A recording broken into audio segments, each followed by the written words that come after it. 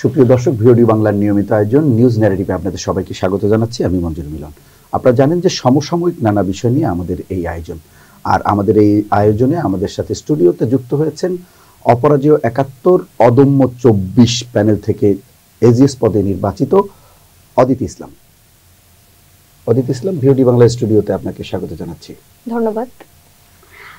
আমারকে আজকে এখানে ডাকার জন্য আপনাকে অসংখ্য ধন্যবাদ। আর ক্যাম্পাস ইস্যুতে যে কোনো কথা বলার ক্ষেত্রে আমি খুবই আগ্রহী। আপনাকে অসংখ্য ধন্যবাদ। আপনি নির্বাচনে অংশ নিয়েছেন, আপনি প্রচারণা চালাচ্ছেন, ইতোমধ্যে ভোটারদের দ্বারে দ্বারে গিয়েছেন, যাচ্ছেন। এখন আপনাদের হাতে সময় খুব কম, ৩-৪ দিন, হয়তো আপনারা 4 দিনের একটু বেশি সময় হতে পারে আপনাদের প্রচারণা চালাতে পারবেন, এরপর আপনাদের হাতে আর সময় থাকবে না। কি মনে হচ্ছে, কেমন দেখছেন শিক্ষার্থী বা ভোটারদের রেসপন্স কেমন? যদি এটা শিক্ষার্থীদের দৃষ্টিভঙ্গিগত জায়গা থেকে দেখি তাহলে তারা বেশ আগ্রহী, এবং প্রায় ৬ বছর পরে একটা গণ অভ্যুত্থানের পরে এসেই ডাকসু নির্বাচন হচ্ছে, সে জায়গা থেকে এখন একটা বেশ পরিবেশের পরিবর্তনটা এসেছে। যেটা একটু বলি যে গণ অভ্যুত্থানের পরে হচ্ছে ছাত্র রাজনীতির বিরুদ্ধে বিরাজনীতিকরণের অনেক রকম স্লোগান তারা ঠিকই দিয়েছেন, এবং সাধারণ ছাত্রদের মধ্যে যে আবাসিক সংকটের কারণে যে হলের দখলদারিত্ব সন্ত্রাসের বিরুদ্ধে যে ভয়টা ছিল সেটাকে অনেকে ব্যবহার করে বিরাজনীতিকরণের স্লোগান তাদের মুখে ভাষা হিসেবে ব্যবহার করেছেন।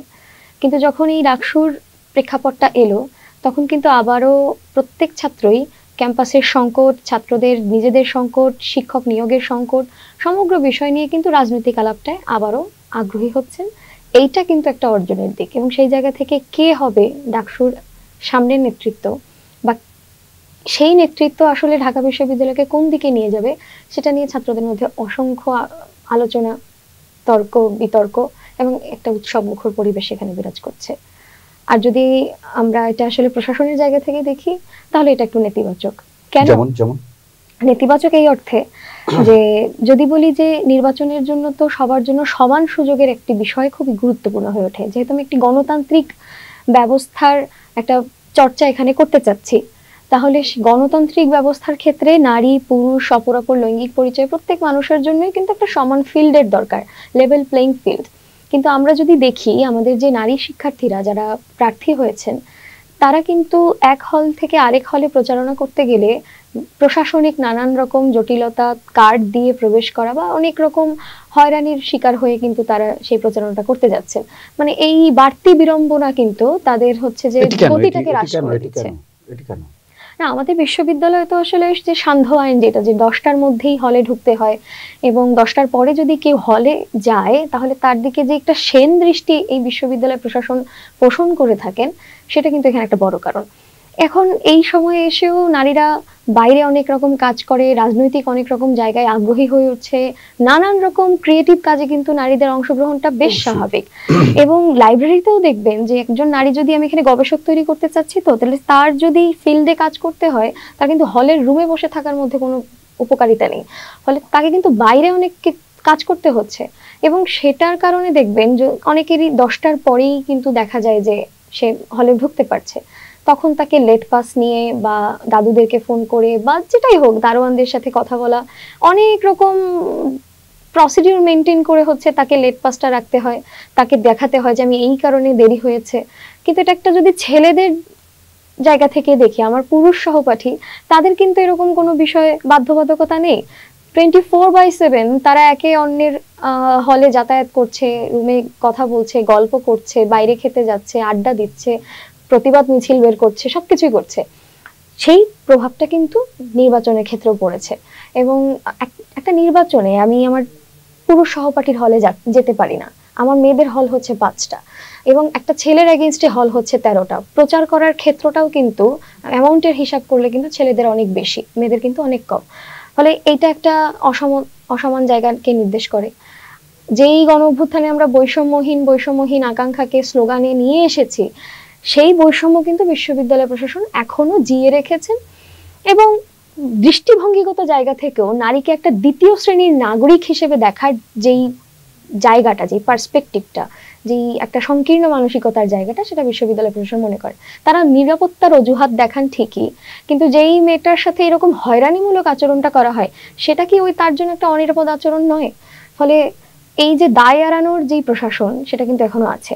আরেকটা যেটা গত পরশুদিন আমাদের সাথে যেটা মানে আমাদের প্যানেলেরই মুক্তিযুদ্ধ গণতান্ত্রিক আন্দোলন বিষয়ক সম্পাদক পদপ্রার্থী ফাহমিদা আলম, তার বিরুদ্ধে তিনি একটি রিট করেছেন। তিনি আইনি প্রক্রিয়ায় একটা বিষয়কে জানতে চেয়েছেন, বুঝতে চেয়েছেন, কিন্তু তার বিরোধিতা করেই বিশ্ববিদ্যালয়ে তারই ব্যাচমেট 20-21 সেশনের আলী হোসেন নামে একজন শিক্ষার্থী তাকে একদম প্রকাশ্যে সামাজিক যোগাযোগ মাধ্যমে গণধর্ষণের পদযাত্রার কথা বলছেন।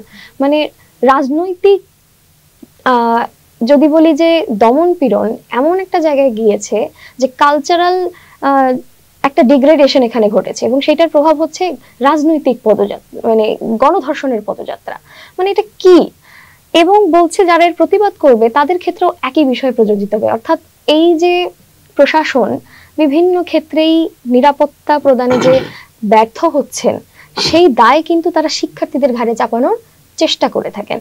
কিন্তু এত এত নিয়মকে জিইয়ে রেখেও কি নারী নিরাপদ?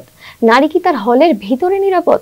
আজকে যদি আমরা দেখি 5ই আগস্টের পরে হলগুলোর ভিতরে নানান রকম মোরাল পুলিশিং এখানে হয়েছে। বিশেষ করে হলের যেই ফেসবুক গ্রুপগুলো থাকে বা ঢাকা বিশ্ববিদ্যালয়ের শিক্ষার্থী সংসদ নামে একটা গ্রুপ আছে, বিভিন্ন রকম অবস্থায় কেউ যদি কথা বলে থাকে তার পিছনে লুকিয়ে লুকিয়ে তার আপত্তিকর ছবি তোলা, তার অনুমতির ব্যতি রেখে গিয়ে তার ছবি তোলা এবং সেটাকে ভুল ক্যাপশন দিয়ে তার বিরুদ্ধে একটা মব ক্রিয়েট করা, এগুলো করছে কারা?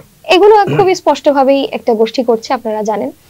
এবং আপনি খেয়াল করে দেখবেন যে 5ই আগস্টের পরে আপনার মার্চের দিকে বা ফেব্রুয়ারির দিকে আসিয়ার ঘটনার আগে, আসিয়ার যে ধর্ষণের বিরুদ্ধে আমরা প্রতিবাদ করেছি তার আগেই কিন্তু আমাদের রোকেয়া হলের একজন নারী শিক্ষার্থীকে মোস্তফা আসিফ অর্ণব নামের একজন ব্যক্তি, তিনি আমাদের কেন্দ্রীয় লাইব্রেরিতে চাকরি করতেন, তো উনি হচ্ছে কিন্তু তাকে হেনস্থা করেছেন যে আপনার ওড়না ঠিক নাই, আপনার পোশাক ঠিক নাই, ওপেনলি। তিনি আমার বিশ্ববিদ্যালয়ের একজন কর্মচারী, একজন শিক্ষার্থীকে এই ধরনের কথা বলছেন।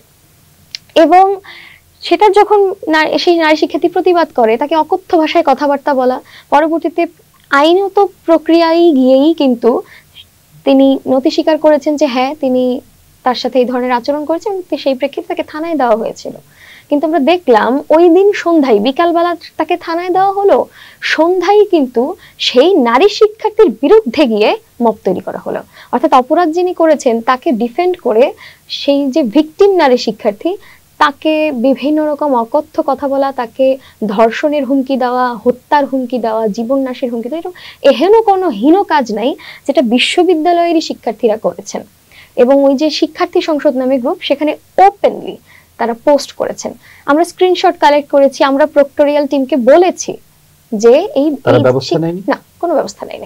খুবই সহজ ছিল, তাদের আইডি ওপেন ছিল, তারা এই এবং ওই শিক্ষার্থী সংসদ গ্রুপে কিন্তু তারা যুক্ত আছেন, শিক্ষকেরা যুক্ত আছেন। শিক্ষকদের যুক্ততার মধ্য দিয়েই যদি এই অবস্থা তৈরি হয় তাহলে নারীরা আসলে তার কতটুকু নিরাপদ এই ক্যাম্পাসের ভেতরে।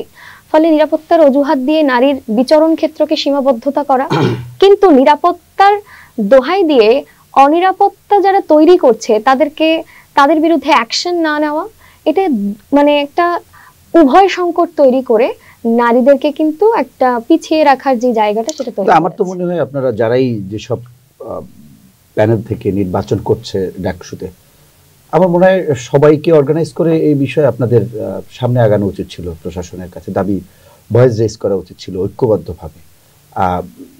আমাদের তো বসে থাকলে হবে না, কারণ আমরা একটা পরিবর্তনের পথে হাঁটছি, একটা ইতিবাচক রাজনৈতিক ধারা, ছাত্র রাজনীতি বলেন আর জাতীয় রাজনীতি বলেন, আমাদের ছাত্র রাজনীতি ডাকসু, যেখানে আমরা মনে করি যে ডাকসু হচ্ছে নেতা তৈরির কারিগর কিংবা রাষ্ট্রের যে পিলার সেগুলোর তৈরির কারিগর, আমরা যেভাবেই বলি না কেন, যদি তাই হয় তাহলে আমরা পরিবর্তনের পথে যখন হাঁটছি তখন যত প্রতিবন্ধকতা আছে, আমাদের সিস্টেমটা এমন না যে সব সমস্যা একসাথে সমাধান হয়ে যাবে। আপনি বলছিলেন যে বিশ্ববিদ্যালয় প্রশাসন আসলে ব্যবস্থা নেয়নি, এটা হয়তো আমাদের আমলাতান্ত্রিক জটিলতার একটি অংশ কিংবা বিশ্ববিদ্যালয় প্রশাসনের গাফিলতি, আমরা যেভাবেই দেখি না কেন, কিন্তু সেটা তো সমাধান করতে হবে। ওই আগের পেছনের পথে তো আমরা হাঁটতে দিব না কাউকে। যদি তাই হয় তাহলে আপনারা কেন অন্যান্য যারা আছেন, অন্যান্য যারা প্রার্থী বা অন্যান্য যারা ছাত্র সংগঠন, তাদেরকে ঐক্যবদ্ধ করে তো সামনের দিকে এগিয়ে যেতে হবে এবং এটা তো জোর একটা প্রতিবাদ করতে হবে যাতে করে বিশ্ববিদ্যালয় প্রশাসন আইনানুগ ব্যবস্থা নিতে বাধ্য হয়। সেটি কি করেছেন? হ্যাঁ, একটা বিষয় হচ্ছে নির্বাচন কেন্দ্রিক এই যে হলে ঢোকার ক্ষেত্রে এক নারী শিক্ষার্থী হয়ে অন্য নারী শিক্ষার্থীর হলে ঢোকার ক্ষেত্রে এই যে জটিলতা তারা তৈরি করে রেখেছেন, এটার বিরুদ্ধে কিন্তু প্রতিটা প্যানেল তার নিজ নিজ অবস্থান থেকে কথা বলেছেন। আপনি জেনে থাকবেন যে আমাদের আচরণ বিধিমালা নিয়ে হচ্ছে একটি বৈঠক হয়েছিল। সেই বৈঠকেই কিন্তু ওখানে প্রত্যেকটি প্যানেলের ভিপি জিএস এজিএস উপস্থিত ছিলেন এবং স্বতন্ত্রভাবেও যারা ভিপি জিএস এজিএস ছিলেন তারা উপস্থিত ছিলেন। তারা কিন্তু বিষয়টার নিয়ে কথা বলতে চেয়েছে, কিন্তু সেই আচরণ বিধিমালার যে বৈঠক, তারা বলছেন বৈঠক, কিন্তু তারা একপাক্ষিকভাবে তাদের আয়োজনকে ব্রিফিং করেছেন। তার প্রেক্ষিতে প্রার্থীরা কি বলতে চায়, নারীদের লেভেল প্লেইং ফিল্ড যে নিশ্চিত হলো না, সেই সিনেটেই কিন্তু সেখানে সেই আওয়াজটা ওঠার চেষ্টা করা হয়েছে, কিন্তু তারা সেই কথা আমলেই নেন, তারা প্রার্থীদের কথা কলাকে থামিয়ে দিয়েছেন। এই কি বিশ্ববিদ্যালয় প্রশাসন নাকি রিটার্নিং কর্মকর্তা, মানে নির্বাচন কমিশনার, চিফ রিটার্নিং অফিসারদের উপস্থিতিতে তাহলে লেভেল প্লেইং ফিল্ড হলো কিভাবে যদি শিক্ষার্থীদের দাবিকে অগ্রাহ্য করা হয়? হ্যাঁ, সেটাই হয়নি তো, আমরা সেটাই বলছি যে লেভেল প্লেইং ফিল্ড এখানে নিশ্চিত হয় নাই। এবং আরেকটা বিষয় যে আপুর ঘটনার প্রেক্ষিতে যেটা আমি বলেছি মোস্তফা আসিফ অর্ণব, তারপর কিন্তু আমরা আসলে এই যে আমাদের দীর্ঘদিনের দাবি যে যৌন হয়রানি বিরোধী সেল বা যৌন নিপীড়ন বিরোধী যে সেল, সেটা কার্যকর করার দাবি অসংখ্য সংগঠন, বিশেষ করে বামপন্থী ছাত্র সংগঠন যারা করেন বা একটু লিবারেল প্রগতিশীল মানুষ যারা আছেন বা যারা মনেই করেন যে একজন মানুষ হিসেবে অন্য মানুষের বাউন্ডারি ক্রস করা উচিত নয়, বিশ্ববিদ্যালয়ের শিক্ষার্থী হিসেবে সেটা আরো নয়, সেই মানুষেরা কিন্তু এই যৌন নিপীড়ন বিরোধী সেল কার্যকর করার জন্য স্মারকলিপি দেওয়া, মিছিল করা, এটা দীর্ঘদিনের দাবি। ফলে সেই গ্রাউন্ড ওয়ার্কটা কিন্তু আমরা দীর্ঘদিন যাবৎ করে এসেছি।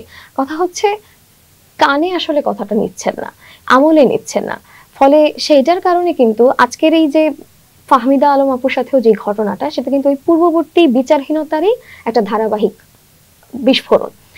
এখন যেটা হয়েছে যে আলী হোসেনকে হচ্ছে 6 মাসের বহিষ্কারাদেশ দেওয়া হয়েছে।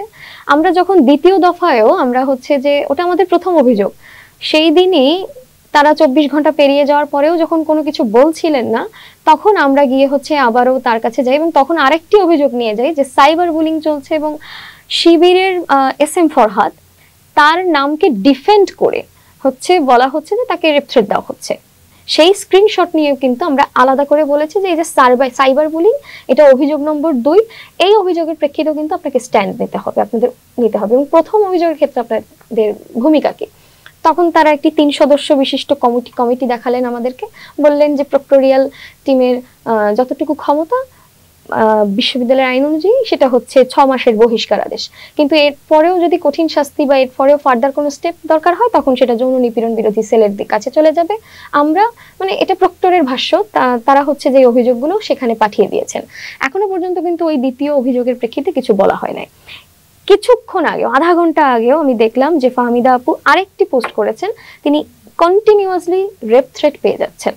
ফলে দেখেন 6 মাস পরেই কিন্তু একটা মানুষের পুত পবিত্র হয়ে ওঠার কিন্তু কোনো বাস্তবতা নেই। কারণ যে কোনো, আপনি যদি এটা ক্রিমিনোলজির ভাষায় বলা যায়, আমাদের বিশ্ববিদ্যালয়ের ক্রিমিনোলজি স্টুডেন্টরা আছেন, তারা জানেন যে একটা অপরাধ গড়ে ওঠার পিছনে সমাজের যে পশ্চাৎপদ চিন্তা, মানুষকে মানুষ হিসেবে দেখতে না পারার যে দৃষ্টিভঙ্গি, সেটা অনেক বেশি দায়ী। এবং এই দৃষ্টিভঙ্গি আমার বিশ্ববিদ্যালয় প্রশাসন লালন করে, সে তার ক্লাস ওরিয়েন্টেশন হোক, সে তার প্রশাসনিক অথরিটেটিভ ওরিয়েন্টেশন হোক, সব জায়গা থেকে লালন করে এবং সেই জায়গা থেকেই প্রশ্রয় পেয়ে তারা এই ধরনের বিস্ফোরণ দেখে। ফলে আজকে 6 মাসের বহিষ্কারাদেশ দিলেই 6 মাস পরেই সে আর সেই পটেনশিয়াল রেপিস্ট থাকবে না, পটেনশিয়াল রেপিস্ট হওয়ার জার্ম যেটা, সেটা যার মস্তিষ্কে আছে সেটা তার থেকে মাইনাস হয়ে যাবে, এটা আসলে হয় না। সেজন্য আমরা বলেছি যে আমাদের যে স্টুডেন্ট অ্যাডভাইজাররা আছেন ডিপার্টমেন্টগুলোতে, আমাদের যে সাইকিয়াট্রিস্টরা আছেন, আমাদের এই যে প্রত্যেক শিক্ষার্থীর এই মানসিক বৈকল্য এবং ভিতরে যে ক্রাইম করার জার্মসটা গড়ে ওঠে, সেগুলোকে আইডেন্টিফাই করে কিন্তু অনেক কাজ করার দরকার ছিল, ভিতরেও একটা গ্রাউন্ড ওয়ার্ক করার দরকার ছিল। তারা সেটা করেন না। যখনই খুবই নোংরা কিছু ঘটে, যখন গিয়ে আর সহ্য করা যায় না, তখন গিয়ে মুখ বন্ধ করে দেওয়ার জন্য একটা পদক্ষেপ নিয়ে থাকেন। আপনাকে ধন্যবাদ। আমরাও প্রত্যাশা করব যে এই ধরনের পরিবেশ পরিস্থিতি দ্রুত সমাধান হবে। তাই সমাধান যদি না হয় সেক্ষেত্রে দেখা যাবে যে আমাদের যে পশ্চাৎপদতা, সেই পশ্চাৎপদতা সেটি আসলে অব্যাহত থাকবে। আর সেটি হলে তো আমাদের ভবিষ্যতের জন্য একটা অশনি সংকেত বয়ে আনবে। যেহেতু আমরা চাচ্ছি যে ঢাকা বিশ্ববিদ্যালয় অর্থাৎ বাংলাদেশের আমি কি বলবো শিক্ষার্থীদের অন্যতম মানে সবচেয়ে উৎকৃষ্ট একটা জায়গা, যেখানে তারা মননশীলতার চর্চা করবে, যেখানে তারা সংস্কৃতির চর্চা করবে, তারা সামাজিক শিক্ষা নেবে, তারা রাষ্ট্র পরিচালনার শিক্ষা গ্রহণ করবে, মানে আমরা এমন কিছু নাই যেটা এখান থেকে হয় না বা হচ্ছে না। সুতরাং সেরকম একটি জায়গায় যদি আমরা মানে প্রগতিশীলতা যাই বলি না কেন, আমরা মুক্ত চিন্তার যদি চর্চা না করতে পারি, তাহলে তো আমাদের আসলে যাওয়ার কোনো জায়গা থাকবে না। আপনাকে অসংখ্য ধন্যবাদ। আমরা একটু আলোচনার প্রেক্ষাপটে একটু চেঞ্জ করতে চাচ্ছি। আপনি আসলে কোন সমস্যাগুলোকে, আপনি বলছিলেন অনেকগুলো সমস্যার কথা, এর বাইরে আসলে কি কি সমস্যাগুলোকে প্রাধান্য দিচ্ছেন, শিক্ষার্থীদেরকে প্রতিশ্রুতি দিচ্ছেন যে এই সমস্যাগুলো আমরা সমাধানের চেষ্টা করব? একদমই হচ্ছে খুবই, মানে এটা সবাই বলছে যে আমাদের বিশ্ববিদ্যালয়ে, যদি আমি প্রথম বর্ষের এক শিক্ষার্থীর চোখ দিয়ে দেখি বিশ্ববিদ্যালয়কে, তাহলে সে একটা চরম সার্ভাইভাল অফ দ্য ফিটেস্ট সিস্টেমের মধ্যে পড়ে যায়, একটা অমানবিক সিস্টেমের মধ্যে পড়ে যায়। এবং প্রথম তার চ্যালেঞ্জ হচ্ছে আবাসিকের চ্যালেঞ্জ, অর্থাৎ একজন বিশ্ববিদ্যালয়ের শিক্ষার্থী, সে পুরুষ হোক সে নারী হোক, তার কিন্তু পর্যাপ্ত আবাসিকীকরণের আয়োজন ওই বিশ্ববিদ্যালয় নেই। আজকে সবচেয়ে বড় সমস্যা, প্রথম সমস্যা। ফলে আমার প্রথম কাজ হচ্ছে, বিশেষ করে নারী শিক্ষার্থীদের জন্য আমার এটা প্রতিশ্রুতি, যেহেতু আমি একজন নারী প্রতিনিধিত্ব হিসেবে এখানে যাওয়ার চেষ্টা করছি। বিশ্ববিদ্যালয়ে যেখানে 53% নারী, কেউ কেউ বলছেন এটা 57%, এত বিরাট সংখ্যক নারী শিক্ষার্থীদের জন্য হল আছে মাত্র 5টা, এবং সেই হলগুলোও কিন্তু বহুতল নয়, সেগুলো 5 তলা 6 তলা, মানে খুবই অপ্রতুল তাদের মানে সিটের আয়োজন। আরো একটি বিষয় আমি একটু যুক্ত করতে চাই, আমি বাংলাদেশ কুয়েত মৈত্রী হলের শিক্ষার্থী।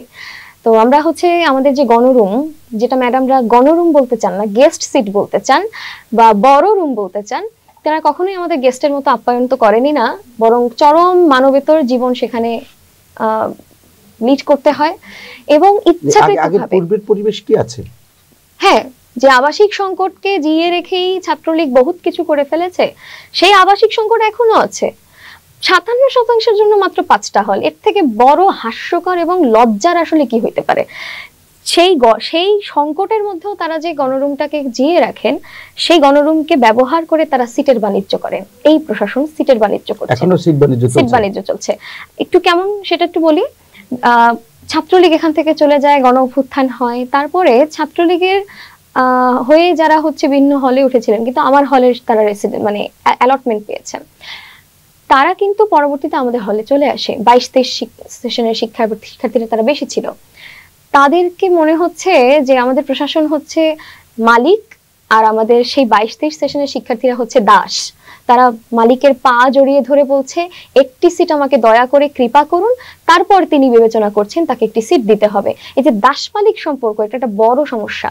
তারপরেও সেটা যখন সে উঠছে, তখন কিন্তু তাকে হিসাব বহির্ভূতভাবে তাদের কাছ থেকে 2000 করে টাকা নেওয়া হয়েছে। এইটা কিন্তু এই গেস্ট সিটে ওঠার সময় আগে 19-20 সেশনের জন্য ছিল 4000, হলে আন্দোলন হওয়ার পর সেটা 3000, আবার আন্দোলন হওয়ার পর সেটা 2000। হয়তো সামনে আমি এজিএস হয়ে নির্বাচিত হলে আন্দোলন করে আমি এটা ভ্যানিশই করে দেবো।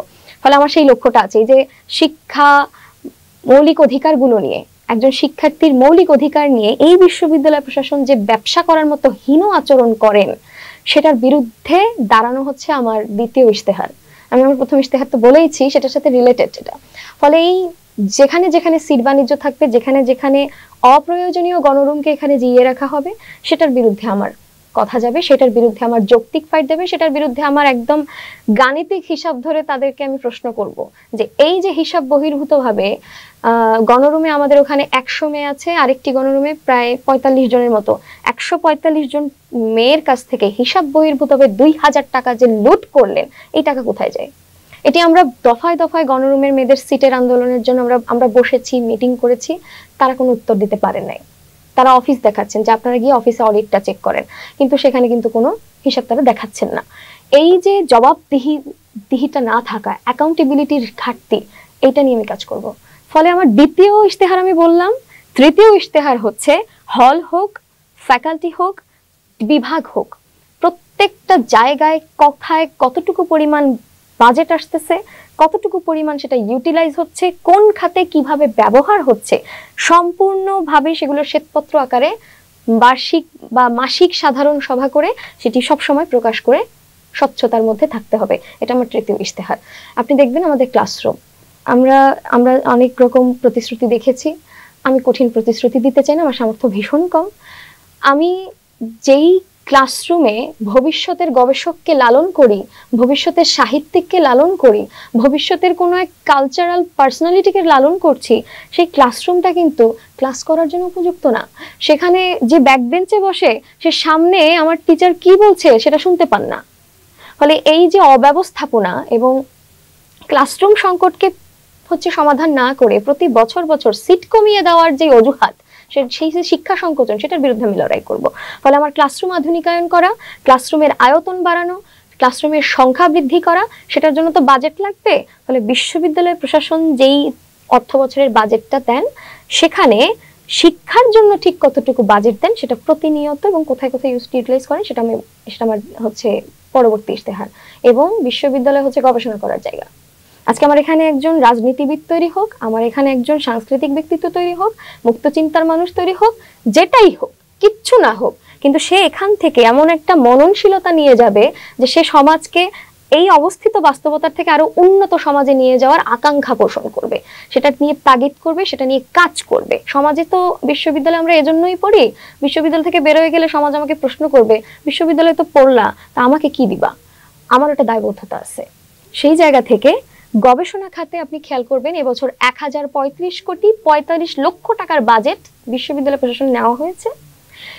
গবেষণা খাতে বরাদ্দ এসেছে 21 কোটি 57 লক্ষ টাকা, মাত্র 2.08%, যেটার জন্য বিশ্ববিদ্যালয় সেখানে মাত্র 2% বরাদ্দ। তাহলে কোথায়? এবং স্বাস্থ্য খাতেও যে বরাদ্দটা, সেটা কিন্তু পরিষ্কারভাবে বলা থাকে না ব্রিফিং এ, পত্রিকা মারফত খুঁজে বের করে দেখতে হয় যে সেখানে মাত্র 7% বরাদ্দ দেওয়া থাকে। তাহলে আমার প্রথম প্রায়োরিটি কোনটা? আমার শিক্ষার্থী, তার খাদ্য, তার আবাসিক, তার পড়াশোনা, তার গবেষণা, তার স্বাস্থ্য, নাকি বিভিন্ন রকম জাঁকজমক আয়োজন করে ব্যবসার কেন্দ্র খুলে বসা? সেটা আমার প্রশাসনকে ক্লিয়ার করতে হবে। এই অ্যাকাউন্টেবিলিটি আদায় করা হচ্ছে আমার পরবর্তী ইশতেহার। আমি এই কাজগুলো অবশ্যই করতে পারবো, আমি ভয়েস রেইজ করতে পারবো এবং প্রশাসনের সাথে আই টু আই ফাইট যেটাকে বলে সেটা আমি করতে পারবো। এটাই। আপনি একজন জুলাই যোদ্ধা, আমরা জানি। যারা এই আন্দোলন, এই নির্বাচনে অংশ নিচ্ছে অলরেডি, তারা প্রচারণা চালাচ্ছে, অধিকাংশই জুলাই যোদ্ধারা অংশ নিয়েছে।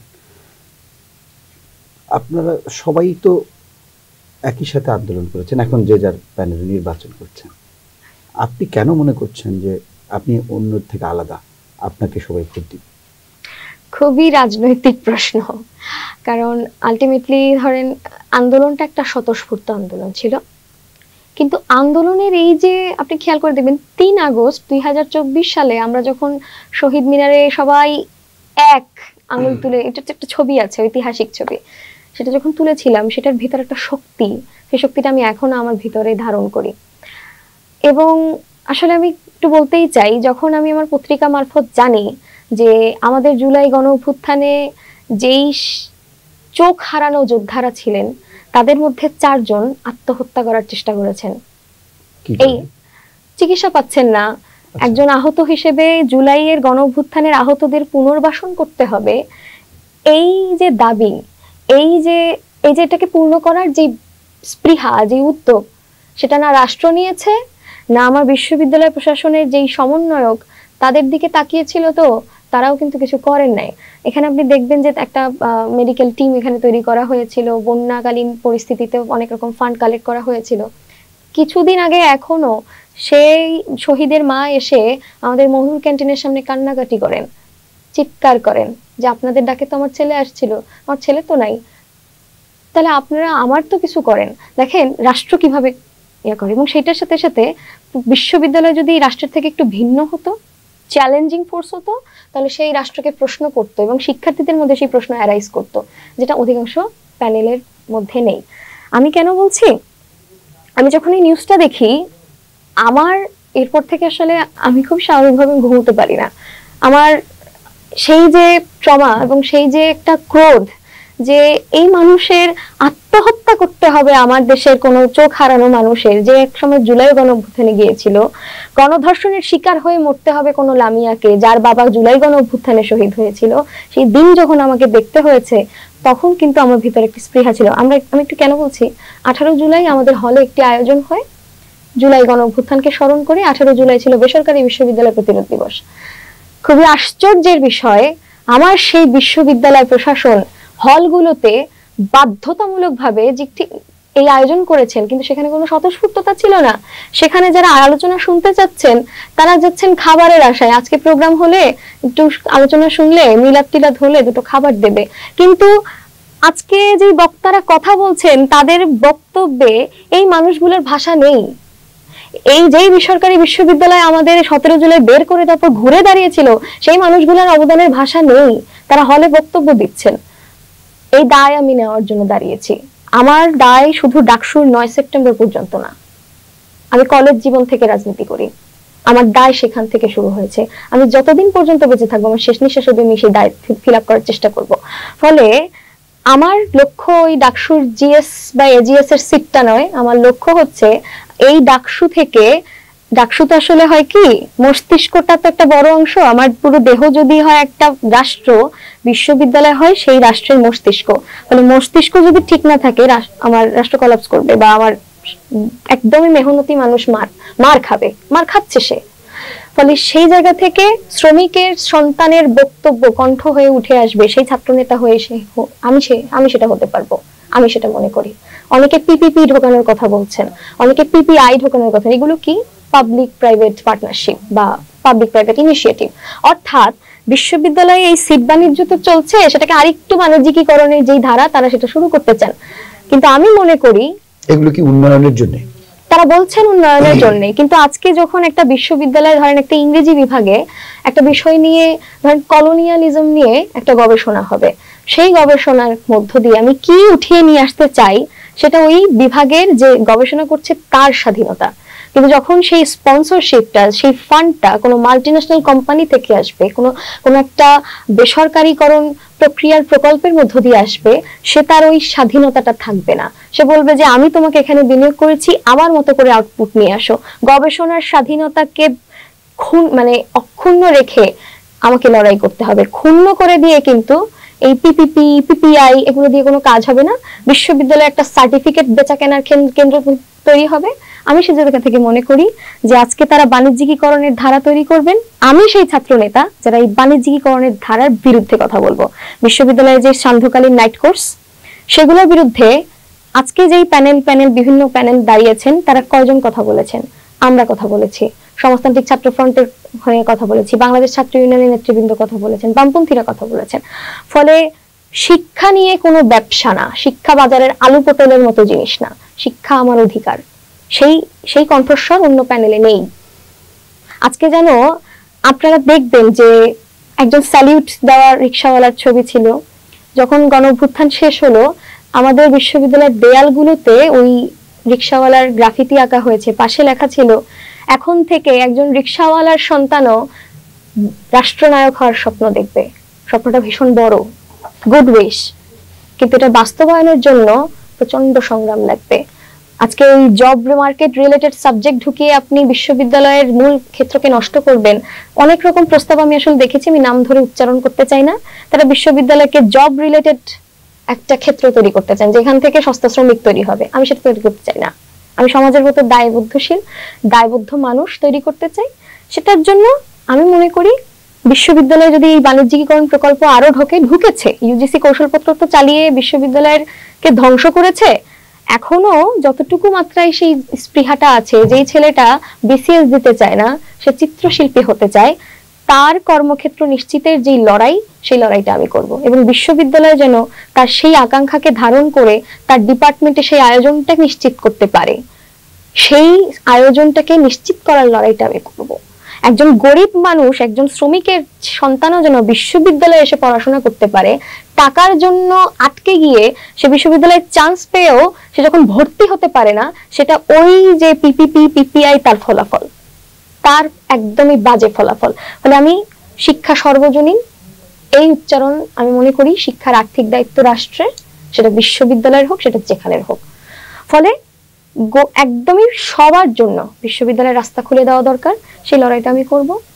এবং বিশ্ববিদ্যালয়ের বিভিন্ন উন্নয়ন ফি, বিভাগ উন্নয়ন ফি, ভর্তি, আপনি দেখবেন আমরা যারা ভর্তি হই, আমরা বিভাগে ভর্তি হয়েছি 15,000 টাকা দিয়ে, আজকে সেখানে ভর্তি হতে লাগছে 20,000 টাকা, কোন কোন বিভাগে ভর্তি হতে লাগে 30,000 টাকা। এত কেন ডিফারেন্স? অর্থাৎ যে ছেলে 30,000 টাকা দেওয়ার সামর্থ্য নাই, সে ঠিকই চান্স পেয়েছে, সে ভর্তি হতে পারছে না, সে উচ্চশিক্ষায় আসতে পারছে না।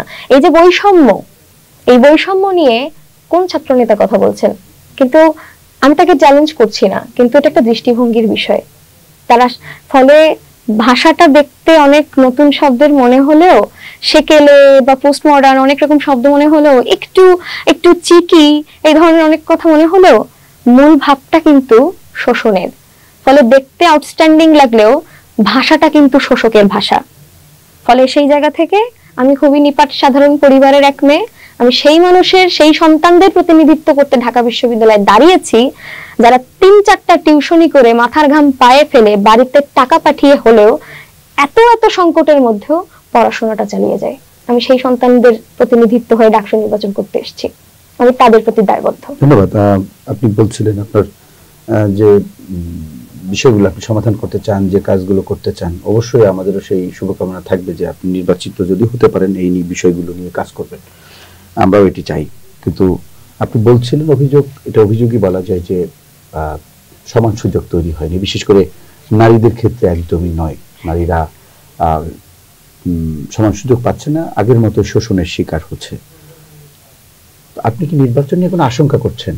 আসলে এই সমান সুযোগ নাই, যেহেতু প্রশাসনে একটা একপাক্ষিক অভিযোগ আছে, তো এর প্রেক্ষিতে কি নির্বাচনে কোনো কিছু আশঙ্কা করছেন যে কোনো কিছু হতে পারে?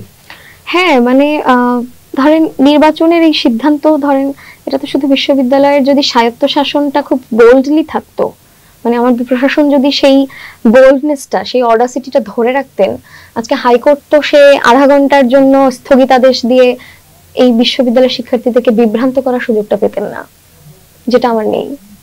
ফলে সেই আশঙ্কা তো আছেই। যেহেতু আমার বিশ্ববিদ্যালয় হওয়া উচিত যেটা স্বায়ত্তশাসন কে ধারণ করা একটা প্রতিষ্ঠান, সেটা যেহেতু পূর্ণাঙ্গ মাত্রায় নেই, 73-এর অধ্যাদেশের অসম্পূর্ণতার কারণেই নেই, সেটা দিয়ে রাখা হয়েছে। ফলে এই প্রশাসন ঠিক কতটা শিক্ষার্থীদের জন্য ফাইট করবে সেটা আমার ভীষণ প্রশ্নের জায়গা।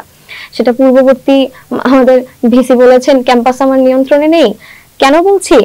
আমাদের নির্বাচনী আয়োজনের ক্ষেত্রে প্রশাসন আমাদেরকে জানিয়েছেন যে নির্বাচনের দিন ঢাকা বিশ্ববিদ্যালয়ের প্রবেশ পথের 7টি প্রবেশ পথ, সেখানে সেনাবাহিনী স্ট্রাইকিং পজিশনে থাকবে। এই বিষয়টি নিয়ে একটু বলুন, সেনাবাহিনী মোতায়েনের যে সিদ্ধান্ত, সেই বিষয়টি। অবশ্যই আমরা একদমই এই বিষয় নিয়ে একদম অন স্পট, ওই যে আচরণবিধির যে বৈঠকটা হয়েছিল, আমরা সেখানে মানে প্রতিবাদ করেছি যে বিশ্ববিদ্যালয়ে যে 2008 সালের ঘটনা আসলে কোন সংগঠনই তো এর পক্ষে কথা বলে না। তাহলে এটা কি রিভিউ করার সুযোগ নেই? মানে কি সেনা মোতায়েন হবে সেই সিদ্ধান্তটাই এখনো পর্যন্ত বহাল আছে? এবং ওই যে বললাম যে আমরা প্রার্থীরা কিন্তু বেশ কয়েকটা বিষয়ে ওই সময় কথা বলতে চেয়েছি, তারা থামিয়ে দিয়েছেন। ফলে এই যে আচরণটা, এটার ধারাবাহিকভাবে ফলাফলটা কি? সে যেটা চাচ্ছে সেটাই স্টিক থাকবে, কারো কথা সে শুনবে না। এটা তো এক ধরনের ফ্যাসিস্ট আচরণ। দিস ইজ টোটালি ফ্যাসিস্ট টাইরানিক্যাল আচরণ। ফলে সেই জায়গা থেকে লেভেল প্লেইং ফিল্ড তো একদম প্রথমেই নাই, এবং বিশ্ববিদ্যালয়ের স্বায়ত্তশাসনও নাই। কারণ সেনাবাহিনী যেখানে প্রবেশ করতে পারে, যে আপনি দেখবেন যে নীলফামারীতেও আজকে হচ্ছে যে শ্রমিক হত্যা করা হয়েছে গতকালকে, এবং যৌথ বাহিনী হচ্ছে সেখানে করছে, অর্থাৎ রাষ্ট্র বাহিনী দিয়ে শ্রমিক, ছাত্র, শিক্ষক সবাইকে 5 আগস্টের বহুত ঘটনা আছে, তারা এই ধরনের নৃশংস ঘটনা ঘটিয়েছেন। আজকে সেই সেনাবাহিনীকে 7টি প্রবেশ পথে স্ট্রাইকিং পজিশনে, I am using the word striking পজিশনে আপনি বসিয়ে রাখতে চান নির্বাচনের দিন। যারা অনাবাসিক শিক্ষার্থী, তারা কেন ভোট দিতে আসবে? তারা কোন ঝুঁকি নিয়ে ভোটটা দিতে আসবে যদি তাদেরকে এই ধরনের হয়রানিমূলক পরিস্থিতির মধ্যেই ক্যাম্পাসে প্রবেশ করতে হয়? আমি কয়েকটি সংগঠনের সাথে কথা বলেছি, তারা বলেছেন যে শেষ পর্যন্ত সেনাবাহিনী থাকবে কিনা সেটি আসলে এখনো শিওর না, কেননা সব অর্গানাইজেশনের পক্ষ থেকে এটার বিরোধিতা করা হয়েছে। অধিকাংশ, আমি সব বলবো না, ম্যাক্সিমাম, হয়তো 2-1টি হতে পারে যারা এর পক্ষে। হ্যাঁ, কিন্তু এটা তো তখনই বলা যাবে যখন হচ্ছে বিজ্ঞপ্তি আকারে আমাদের নির্বাচন কমিশন থেকে বিজ্ঞপ্তি আকারে এটা নির্দেশনা দেওয়া হবে। সেটা যেহেতু এখনো হয়নি, তার মানে তো ওই যে বৈঠকের যে সিদ্ধান্ত সেটা এখনো বহাল আছে, সেটাই ধরে নেওয়া হচ্ছে, সেটাই আছে, এবং তাদের ভাবনাটাও ঠিক তাই। যাই হোক, এখন আমার প্রশ্ন হলো যে একটা আশঙ্কা আছে, নির্বাচনও করছেন, প্রত্যাশাও আছে যে ভালো নির্বাচন হোক, যে নির্বাচনের মাধ্যমে শিক্ষার্থীরা তার পছন্দের প্রার্থী বাছাই করে নিতে পারবে এবং ভোট গণনা থেকে শুরু করে ভোট গ্রহণ সবকিছু একটা সুন্দর সিস্টেমের মধ্যে আসবে। আমরা তো সেই প্রত্যাশার জন্য এই সামনের দিকে আগাচ্ছি। তাহলে এই নির্বাচন কমিশনের উপরে আপনার ভরসা রাখতে হবে, রাখার চেষ্টা করতে হবে শেষ পর্যন্ত, আপনার অন্য কোনো তো ওয়ে নেই, কিংবা প্রশাসনের উপর। তো আপনার নির্বাচন কমিশন, প্রশাসন এবং সবশেষ শিক্ষার্থী যারা ভোটার তাদের প্রতি আহ্বান থাকবে। প্রশাসন এবং শিক্ষার্থী দুটো যদি আলাদা সেকশন করি, শিক্ষার্থীদের প্রতি আহ্বান এটাই যে আমার প্যানেলের নাম তো অপরাজয় ৭১, অদম্য ২৪, ফলে খুব স্পষ্টভাবে আমাদের যে রাজনৈতিক ভাবে ঐতিহাসিক সিলসিলা সেটার যে অবস্থান সেটা খুবই ক্লিয়ার। আমরা ৭১-এর ঘাতক দালাল রাজাকার যুদ্ধাপরাধীদের শক্তিকেও যেমন এই ডাকসুর মধ্য দিয়ে আনতে চাই না, ৯০-এর যে নিষিদ্ধ ছাত্র সংগঠন, আপনি জানেন যে ৯০ পরিবেশ পরিষদ নামে একটি ম্যান্ডেট তৈরি হয় এবং সেটার মধ্য দিয়ে জাতীয় ছাত্র সমাজ এবং পরবর্তীতে অপরাজয় বাংলা ভাস্কর্য ভাঙতে যাওয়া এবং জাহাঙ্গীরনগরে কবির হত্যা করা শিবির তাদেরকে নিষিদ্ধ করা হয়। অর্থাৎ গণহত্যাকারী কোনো রাজনীতি এবং স্বৈরাচারের দোসর যে রাজনীতি, সন্ত্রাস তৈরি করা রাজনীতি, কোনোটাই, এই তিনটার একটাও ক্যাম্পাসে মার্চ করতে পারবে না। সেই শক্তি যেন ডাকসুতে না আসে, সেটা আমার শিক্ষার্থীদের প্রতি আহ্বান থাকবে। ২৪-এর গণ অভ্যুত্থানে ১২৮ জন সন্ত্রাসীদের তালিকা দেওয়া হয়েছিল ঢাকা বিশ্ববিদ্যালয়ের ১৫ জুলাই হামলার, তাতে অনেক মূল হোতার নাম নেই। এটা বিশ্ববিদ্যালয় প্রশাসনের ভুল বলবো নাকি কাউকে বাঁচিয়ে দেওয়ার প্রবণতা বলবো, সেটা প্রশাসনই বলতে পারবে। এটা বিশ্ববিদ্যালয়ের শিক্ষার্থীরা নিজেরাই অনেক প্রশ্ন করেছেন, আমি সেটা রিপিটেশন করতে চাই না। ফলে যে প্রশাসন এখনো সেই প্রশ্নের উত্তর দেয় নাই, তারা ২৪-এর গণহত্যার কি বিচারের জন্য লড়াই করবে, কতটুকু ২৪-কে ধারণ করে আমি জানি না, কতটুকু ৭১-কে ধারণ করে আমি জানি না। সেই জায়গা থেকে স্টেকটা যেহেতু এখন স্টুডেন্টদের, ফলে কোন শক্তিকে ঢাকা বিশ্ববিদ্যালয়ে কেন্দ্রীয় ছাত্র সংসদ নির্বাচনে আনা হবে, কে ওই আজপাড়া গা থেকে উঠে আসা ছেলেটার প্রতিনিধিত্ব করবে, মেয়েটার প্রতিনিধিত্ব করবে, কে মুক্ত চিন্তার প্রতিনিধিত্ব করবে, ধর্মনিরপেক্ষ একটি অসাম্প্রদায়িক সমাজের জন্য, একটা ক্যাম্পাসের জন্য, গণতান্ত্রিক ক্যাম্পাসের জন্য লড়াইটা করবে, সেটা আসলে শিক্ষার্থীদের উপরেই আমরা ছেড়ে দিয়েছি। এবং আমরা বিশ্বাস করি মানুষ তার বিচার বিবেচনায় স্বাধীন এবং সে সবসময় যৌক্তিক পদক্ষেপ গ্রহণ করে, সে বিশ্ববিদ্যালয়ে পড়ে। ফলে আমরা অন্য কোনো সংগঠনের মতো মানুষকে ডিমিন করার দৃষ্টিতে দেখি না। আমরা মানুষের প্রতি আস্থা রাখি, মানুষের প্রতি আস্থা রেখেই ২৪-কে শিখেছি, মানুষের প্রতি আস্থা রেখেই ২৫-কে শিখবো, শিখে যাচ্ছি। প্রশাসনের প্রতি আহ্বান তো একটাই, যে নারীর নিরাপত্তা এবং নারীর এই নিরাপত্তাহীনতার বিরুদ্ধে কথা বলা, তার নিরাপত্তার পক্ষে লড়াই করা যে পুরুষ শিক্ষার্থী বা অপরাপর লৈঙ্গিক পরিচয়ের যে মানুষেরা আছেন, তাদের নিরাপত্তাটা আপনাদেরকে নিশ্চিত করতেই হবে। আমরা এই বিশ্ববিদ্যালয়ের স্কলার, যদি আমি বিশ্ববিদ্যালয়ের দৃষ্টি দিয়ে দেখি, we are the junior scholar and our teachers are senior scholars. ফলে আমাদের সম্পর্কের জায়গাটা, ছাত্র শিক্ষক সম্পর্কের ভারসাম্যটা আপনাদেরকে রক্ষা করতে জানতে হবে। আমরা কোনো দাস নই, আপনারাও মালিক নন। ডাকসু দাসত্বের নয়, প্রতিরোধের হাতিয়ার হোক।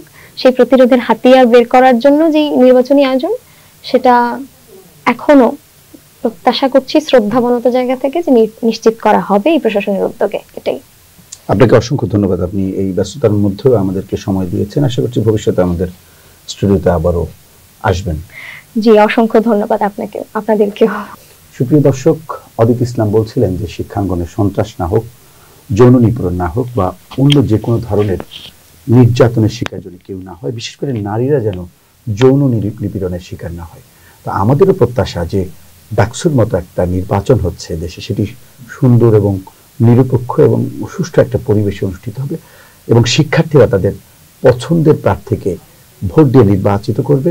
আর এই ডাকসুর মাধ্যমে আমরা ভবিষ্যৎ বাংলাদেশ বিনির্মাণের একটি নির্দেশনা পাবো। অর্থাৎ এখানে যদি একটি সুষ্ঠু এবং সুন্দর নির্বাচন আমরা করতে পারি, তাহলে আগামী যে জাতীয় নির্বাচন হবে, পাশাপাশি বাংলাদেশের যে সার্বিক পরিস্থিতি, সেটিও একটি প্রতিচ্ছবি ফুটে উঠবে এই ডাকসুর মধ্য দিয়ে। আপনারা সবাই ভালো থাকবেন, সুস্থ থাকবেন, নিরাপদে থাকবেন। আজকের মতো এখানে শেষ করছি। আল্লাহ হাফেজ।